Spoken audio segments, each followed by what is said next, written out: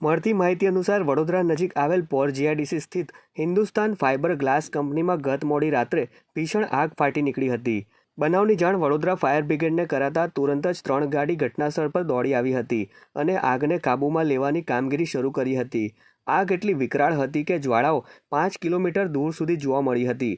આગના પગલે કંપનીમાં કામ કરતા કર્મચારીઓમાં અફરાતફરી મચી ગઈ હતી। જો કે આ બનાવમાં કોઈ જાનહાનિ થઈ નથી, પરંતુ કંપનીમાં ફાઇબર મટીરિયલ હોવાના કારણે આગ કાબૂમાં આવ્યા બાદ પણ સમગ્ર રાત કુલિંગની કામગીરી ચાલુ રહી હતી।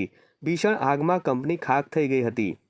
પોર જીઆઈડીસીની અંદર હિન્દુસ્તાન ફાઇબર ગ્લાસની અંદર ફાયર થવાનો call Vadodara fire and emergency ટીમને મળતા તાત્કાલિક જીઆઈડીસી અને પીઆરસી ફાયરની ટીમ ઘટનાસ્થળ પર આવી આગ કંટ્રોલ કરેલ છે। અત્યારે હાલમાં ટોટલ ફાયરની 3 ગાડીઓ સ્ટાફ સાથે અમારી સ્ટેન્ડ બાય છે અને અંદર કુલિંગનું કામ ચાલુ છે।